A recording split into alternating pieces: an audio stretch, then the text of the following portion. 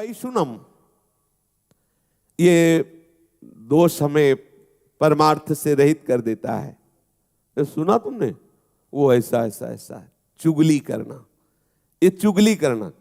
कुछ ऐसे महापुरुष जन हैं कि जिनको बड़ा आनंद आता है, कभी कभी ऐसा अवसर मिला तब लगता है कितनी रुचि से किसी की निंदा की जाती है, कितनी रुचि से बात की जाती, और बार बार उनको हटा के भगवत वार्ता करो, चुप रहो, सुनो, वो ऐसा उनको इतना सुख मिलता है मानो उनको चक्रवर्ती सम्राट पद पे अभिषेक मिल जाएगा इस बात से।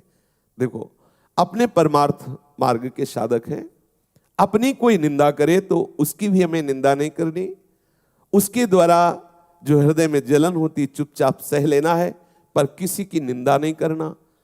कोशिश करो किसी और की निंदा आपको सुनने को ना मिले, कोशिश करो आपको अपनी निंदा सुनने को मिले। कोई निंदा कर रहा है तो आप कान को कहो सुनो, क्योंकि अब जलेगा हृदय ना, और जब हृदय जलेगा तो फिर सही हो जाएगा। अगर अपनी निंदा हो रही तो कान में अंगुली मत डालना, जरूर सुनना, लेकिन जब किसी की निंदा होने लगे तो कान में अंगुली डाल लेना। जब अपनी प्रशंसा होने लगे तो कान में अंगुली डाल लेना, जब दूसरे की प्रशंसा हो रही तो अंगुली हटा लेना, तो अंदर तुम्हें पता चलेगा कि क्या है तुम्हारी स्थिति। दूसरे की प्रशंसा सुनकर आनंदित होना, ये हमारे साधुता के मार्ग में लाभदायक है। अपनी प्रशंसा सुन करके हृदय में सकुचाहट आ जाना, मैं अधम, ये कैसा, यह है परमार्थ का स्वरूप। अपनी निंदा सुन करके आनंदित होला, देखो प्रभु ये ठीक कह रहे, ऐसा ही मैं हूं। दूसरे की निंदा जब बात हो तो कान में अंगुली डाल लो, नहीं नहीं हमें नहीं सुनना। बोलना तो है ही नहीं किसी के विषय में, पर चर्चा ही हमें दोष से युक्त कर देती है। भगवत चर्चा छूटी, जहां किसी की चर्चा तहां कोई न कोई अपराध बन जाएगा, वाणी का अपराध बन जाएगा, हम निंदा कर बैठेंगे। ये दूसरे की बातें देखी सुनी चुगली करना है, बिल्कुल ठीक नहीं है। एक दूसरे के विषय में वार्ता करना परमार्थ के हानि की बात है। जब एक दूसरे मिले तो बोधयंता परस्परम, भगवत चर्चा करें। श्री स्वामिनी जी के रूप गुण का, उनकी लीला का, उनके हास परिहास का वर्णन करके हम अपने मन को निर्मल करें, आह्लादित करें। ये चुगली करना ठीक नहीं है। शास्त्र आदेश करता है कि ये जो चुगली करने का स्वभाव, इसे छोड़ो, क्योंकि इसके छोड़ने से आपका हृदय निर्मल होगा। ये वो सद्गुण हैं जो भगवान को अधीन कर लेते हैं। हमें किसी के विषय में नहीं बोलना, यहां तक कि अपने को सता रहा हो तो धर्म कहता है कि उसका भी परिचय मत बताओ। ये बड़ा सूक्ष्म विषय धर्म का है। जब धर्म स्वरूप बैल को जब परीक्षित जी ने देखा कि उसके चरण टूट गए हैं, तीनों एक चरण से चल रहा है और एक पुरुष प्रहार भी कर रहा है, पूछा बैल से जो धर्म रूप में था कि आपको दंड कौन दे रहा है? तो बोले इसका ठीक निर्णय नहीं किया जा सकता कि कौन दंड दे रहा है। जैसे जैसे वार्ता हुई परीक्षित जी समझ गए ये धर्म है, क्योंकि धर्म कहता है कि अपने को भी जो सता रहा है हम उसका भी परिचय न बताएं, क्योंकि वो कोई न कोई मेरा कर्म ही है जो उसको प्रेरित करके आया है और मुझे दुख दे रहा है। वो बेचारा तो निमित्त मात्र है, वो थोड़ी हमें दुख दे रहा है। कोई न कोई कर्म, को न काहू के दुख सुख कर दाता, निज कृत कर्म भोग सुन भाता। अगर कोई हमें आकर के पीट रहा है तो सच्ची मानिए हमारा कर्म ही कोई उसके ऊपर बैठ गया और वो आकर हमें पिटवा रहा है, हम उसका भी विरोध नहीं करते। यही तो साधुता है। इन्हीं सद्गुणों से तो प्रभु रीझ जाते, प्रभु प्रसन्न हो जाते हैं। हमें ये बात धारण करनी हृदय में। प्रभु के मार्ग में चलने का आपका उद्देश्य है तो आप चुगली करना छोड़ दीजिए। देखो किसी से कहना नहीं, कसम खाओ किसी से नहीं कहेंगे, और अब वो दूसरे से बोलेगा देखो कसम खाओ किसी से मत कहे। पूरी समाज में बात हो गई और वो किसी से कहना भी नहीं है। ये बहुत प्रपंच का विस्तार अंदर होता रहता है, हम समझ नहीं पाते हैं। अच्छा, बात जैसे हमने सुनी या देखी ना, तो गरिष्ठ भोजन पालो तो उसके पचने के लिए, जैसे पाचन शक्ति बढ़ाने वाली ऐसे पदार्थ है कि पालो तो वो पच जाएगा। ऐसे ही जब किसी की बात अगर आपके हृदय में पहुंच गई और आप नाम जपना शुरू कर दें तो भले पच जाए, नहीं तो चाहे दीवार से बोलना पड़ेगा। आहा, अब थोड़ी शांति मिली। वो जैसे नहीं पेट में गुड़गुड़ होए तो फिर अब उसमें चूरन, पंचसकार चूर्ण या कोई ऐसा डाल लो तो भले बच जाओ, नहीं तो वो फिर बार बार खट्टी डकारें आना और ऐसा। तो ऐसे इसमें डकार से आती। कैसे बोले, कोई तो मिले तो बोले सुनो, किसी से कहना नहीं। बोले क्या? बोले पहले बताओ किसी से। बोले कसम से नहीं कहेंगे। अब वो उनसे, अब वो दूसरे से बोले कि ऐसा, ये परमार्थ के विपरीत चेष्टा है। थोड़ा हम हजम करना, पर हजम करने की औषधि नाम है। अगर नाम जप नहीं हो रहा तो हजम नहीं होगा, वो बिल्कुल धरी रहती यही। और जब निकाल देना, किसी से बात कर देना, तब लगता है हाँ अब शांति मिली है। वो तो कहना ही पड़ेगा। इसलिए नाम जप के द्वारा पचा सकते हो, अन्यथा नहीं। अगर नाम जप नहीं तो आप ये पचा नहीं सकते। वो आपसे बुलवाएगी, चुगली करवाएगी, निंदा कराएगी।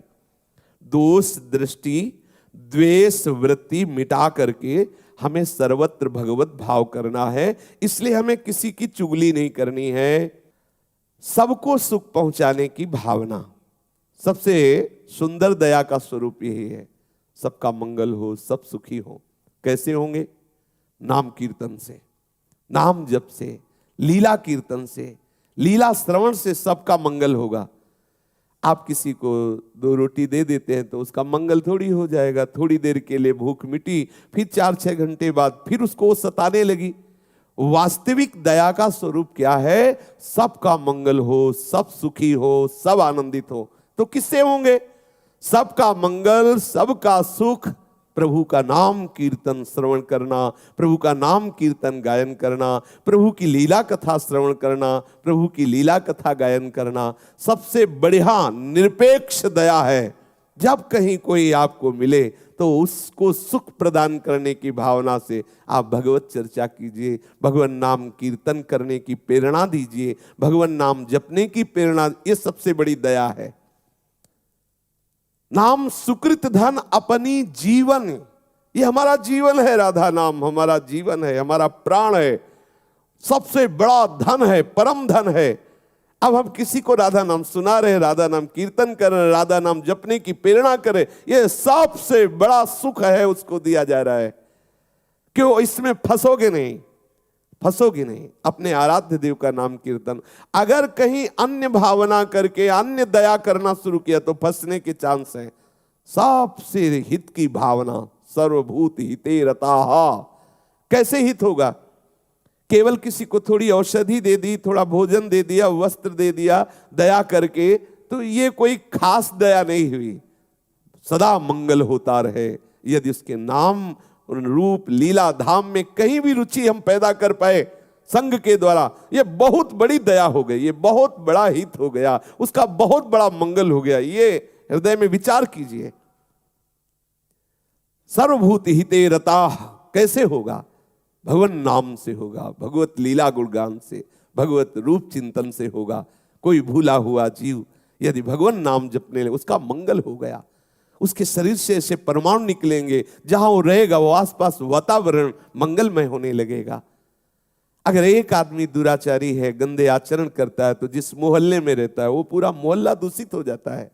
उसके वातावरण से वो सब दुखी होने लगते हैं। एक महात्मा जहां रहता है तो वो क्षेत्र आनंदमय होने लगता है, क्योंकि उसका प्रभाव सबके पाप का नाश करके आनंद प्रदान करता है। इसलिए सच्ची दया अपने ऊपर और सबके ऊपर यही है कि खूब भगवान नाम कीर्तन किया जाए, भगवान नाम जप किया जाए, भगवत लीला गायन श्रवण किया जाए। भगवान दया समुद्र है। सभी को शुद्ध करने के लिए देखो भगवान अवतार धारण करते हैं। सभी को शुद्ध करने के लिए भगवान लीलाएं करते हैं। भगवान विविध नाम रूप लीला इसीलिए प्रकाशित करते, सबका मंगल हो। कभी कभी प्रतिकूल लीलाएं करके, जैसे प्रभु आवेश में, रोष में दिखाई दे रहे हैं और दिव्यास्त्रों के द्वारा वो संहार लीला करते नजर आ रहे हैं। बड़ी दया है इसमें। जिस पद को बड़े बड़े योगी जन योग साधना से प्राप्त करने की चेष्टा करते रहते हैं, उसी पद को प्रभु रोष में आकर के उन असुरों को प्रदान कर देते हैं जो भगवत विरोधी हैं। जैसे प्रभु की दया का स्वरूप है सबका मंगल करना, ऐसे ही भक्त की दया का स्वरूप है सबका मंगल करना। संत महात्माओं की दया समस्त भूले हुए प्राणियों को भगवान नाम रूप लीला धाम में लगाना है। जो दूसरों के दुखों को मिटा दे वही तो दया का स्वरूप है। तो दुख मिटेंगे क्या संसारिक वस्तुओं से, और दुख बढ़ जाएंगे। आप सोच रहे हैं कि अगर इसके मकान में बिजली लग जाए, एसी लग जाए तो आराम से सोएगा। ठीक है आपने लगा दिया, लेकिन हर महीने अब जो बिल बढ़ने लगा तो अब वो दुख तो बढ़ रहा है ना। अब वो बिगड़ेगी वो मशीन, उसको सुधारने का। अगर वास्तविक शीतलता प्रदान करनी है तो प्रभु के चरणारविंद, प्रभु के नाम, प्रभु के रूप, प्रभु के लीला, यह है दया का वास्तविक स्वरूप। साधक को चाहिए कि अलोलुप्तम रूपी सद्गुण धारण करे। इंद्रियों का विषय भोग के लिए प्रतिपल लालायित रहना स्वभाव है। जो हमारी 5 ज्ञान इंद्रियां हैं उनका स्वभाव है नीचे की तरफ उतरना। सांसारिक रूप देखना, सांसारिक सुगंध सूंघना, सांसारिक स्वाद लेना, सांसारिक स्पर्श सुख लेना, सांसारिक शब्द सुनना, इनका स्वभाव है। अब इस स्वभाव का परिवर्तन करके भगवत भाव में लाना है। ये जो स्वभाव, इसे लोलुपता कहते हैं, और इस स्वभाव पर विजय प्राप्त कर ले उसे अलोलुप्तम कहते हैं। ये दैवी संपदा है, ये भगवत प्रसन्नता का अनुभव कराने वाला सद्गुण है। हम उतनी ही वस्तुओं का सेवन करें जिससे हमारा भगवत चिंतन सतत चलता रहे। सच्ची मानिए, ये जो बहुत गरिष्ठ भोजन है, बहुत मीठा भोजन है, ये जो कई तरह की, ये हमारे अंदर कई वासनाएं पैदा कर देता है। आप एक दिन माधुकरी या सात्विक भोजन भगवत अर्पित करके पाइए, दूसरे दिन पूड़ी कचौड़ी समोसा और गुजिया गुलाब जामुन ये सब भर पेट पाइए। फिर आप दोनों दिन के भजन का निर्णय कीजिए, दोनों दिन के विचार को आप डायरी में लिखिए, ईमानदारी से निर्णय करके। आप एक दिन जो सात्विक भोजन भगवत प्रसाद स्वरूप पाए तब आपके क्या विचार थे, कैसी भजन पद्धति चली, और दूसरे दिन जब आप भंडारे का पाए या ऐसा गरिष्ठ भोजन पाए तब आपके कैसे विचार रहे, देख लीजिए। ये लोलुपता छोड़ने के लिए आपको एक नियम बनाना पड़ेगा। समाज में जो अच्छे पदार्थ कहे जाते हैं उनसे आपको बचना होगा। ये बहुत अच्छा अच्छा भोजन बना हुआ है, वो आपके भजन को नीरस करने वाला है। ये इंद्रियों की लोलुपता, एक एक इंद्री को संभालना होगा। हम ऐसे रूप देखने के मार्ग में चले हैं जो रूप समुद्र हैं। क्या कौन सा रूप है ऐसा, यहाँ सब नाशवान परिवर्तनशील। ये जो शरीर आप देख रहे हैं इसमें कुछ भी डालो मलमूत्र बन जाता है। क्या खास बात इसमें है? जरा सा रोग हो जाए तो चेहरा बदल जाता है, जरा सी अंदर कोई क्षोभ वृत्ति आ जाए तो क्या होता है, थोड़ी देर में मृत्यु। कि अब अपने को लगता है 100 वर्ष 80 वर्ष, अरे ऐसे गए 100 वर्ष, देखते देखते गए। इस इंद्रियों के विलास को कब तक नेत्र सोचते हैं ये सुंदर ये सुंदर, कहीं कोई सुंदर नहीं। देख लो क्या सुंदर है क्या। जब प्रभु की तरफ आप देखोगे तब आपको पता चलेगा कि सुंदरता किसे कहते हैं। सुगंध हमारे प्रभु के श्री अंग में जो है वो सुगंध हमें प्राप्त करनी। स्पर्श हमें स्वामी जी के श्री चरणों का, लालजू के श्री चरणों का प्राप्त करना है।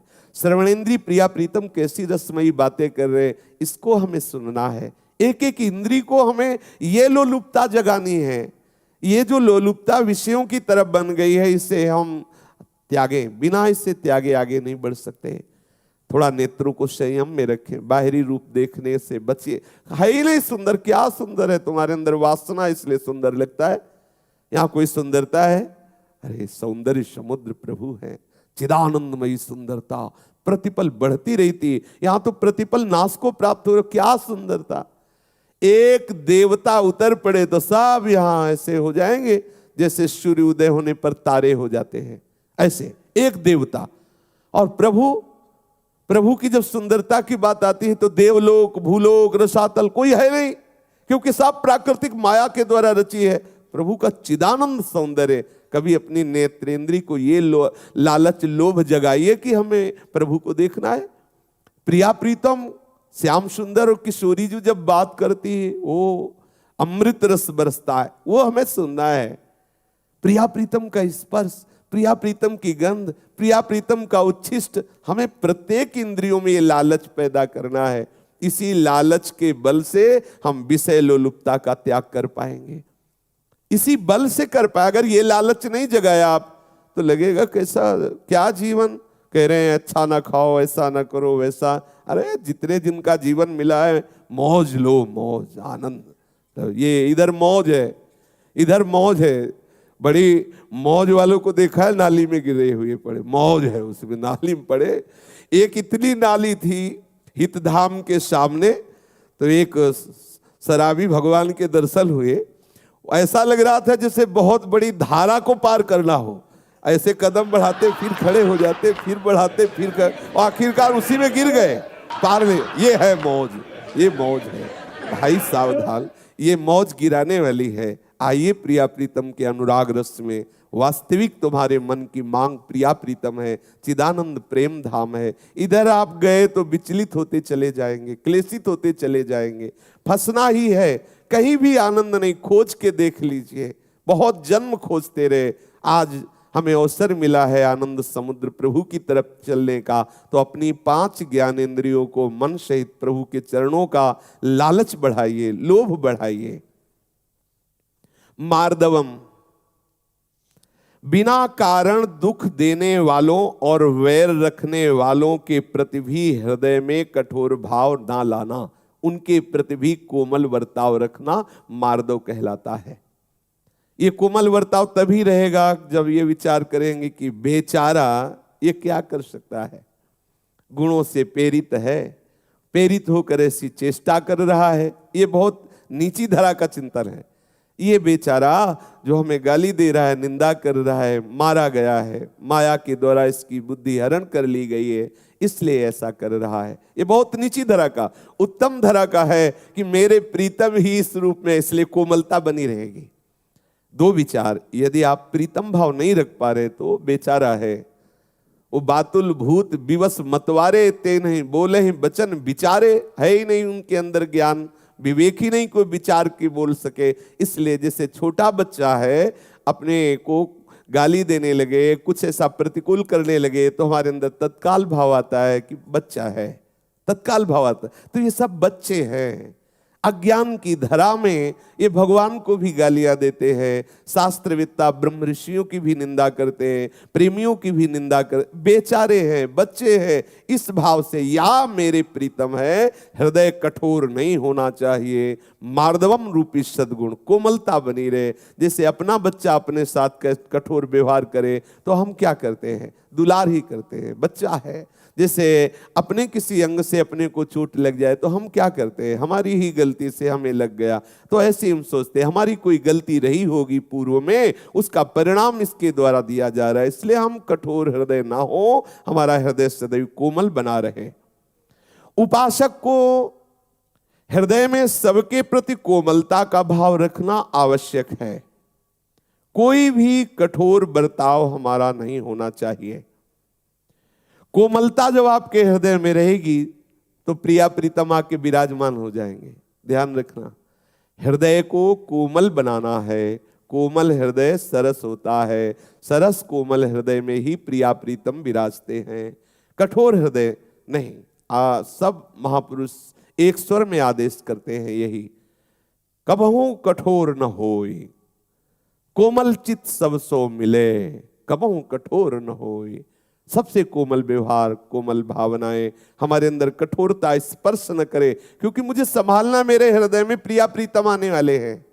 रसिक शेखर नौ किशोरी किशोर सुकुमारता की रास जुगल सरकार पधारने वाले हैं। जैसे हम लीप पोत के आंगन और सुंदर आसन की रचना करते हैं कि भाई गुरुदेव पधार रहे हैं, कोई महापुरुष पधार रहे हैं। अगर थोड़ा भी कूड़ा आने की संभावना होती है तो हम उसे रोकने की चेष्टा करते हैं कि यहाँ गंदा ना होने पावे। ऐसे ही हमारा हृदय अब प्रिया प्रीतम के लिए प्रिया प्रीतम पधारेंगे। हम अपने हृदय को कोमल रखें, क्योंकि इतने सुकुमार प्रिया प्रीतम विराजेंगे, कठोर हृदय ना होने पावे, ये किसी के प्रति ना होने पावे। क्योंकि हम बर्ताव किसी के प्रति कठोर करेंगे तो हमारा हृदय कठोर होगा ना। कठोर हृदय में हमारे सुकुमारी किशोरी किशोर थोड़ी आएंगे। इसलिए हमें हृदय एकदम द्रवित रखना है, कोमल रखना है, सरल स्वभाव रखना है। कठोरता हृदय में आने न पावे, सावधानी रखनी है। ह्री, शास्त्र और लोक मर्यादा के विरुद्ध काम करने पर जो एक लज्जा होती है, एक संकोच होता है, उसे ह्री कहते हैं। ये आपको अशुभ आचरणों से बचाएगी। अगर हम ऐसा करेंगे तो हम साधक हैं, हम उपासक हैं, क्या होगा? शास्त्र विरुद्ध आचरण, लोक में निंदा। नहीं, ऐसा नहीं होना चाहिए। मेरे द्वारा ये नहीं होना। मैं ये नहीं खा सकता क्योंकि साधक हूं, मैं ये नहीं देख सकता क्योंकि साधक हूं, मैं ये ऐसा आचरण नहीं कर सकता, साधक हूं, उपासक हूं। ये लज्जा होना, ये संकोच होना, ऐसा विचार होना ना, ये विरुद्ध आचरण नहीं करो, समाज क्या कहेगी, ये विचार आना।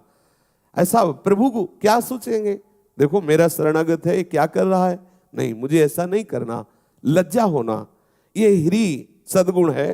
साधन विरुद्ध कोई भी क्रिया करने की भावना आने पर संकुचित हो जाना, लज्जा हो जाना, ऐसा सोचना कि अब मानो मेरे शरीर में सामर्थ्य नहीं रह गई, ऐसा गलत करने के लिए मैं जाऊं तो मेरे पैर में सामर्थ्य नहीं है, मैं ऐसा करूं तो मेरे हाथ में सामर्थ्य नहीं, मैं ऐसा बोलूं तो मेरी जिह्वा में सामर्थ्य नहीं, मैं ऐसा देखूं तो मेरे नेत्रों में सामर्थ्य नहीं। एकदम आप संकुचित हो जाएं, निर्बल हो जाएं, शास्त्र विरुद्ध आचरण करने के समय आपके अंदर उत्साह न रह जाए, आपका हृदय संकुचित लज्जा युक्त हो जाए। ये ह्री रूपी सद्गुण है, ये भगवत कृपा से उपासकों के हृदय में जागृत होता है।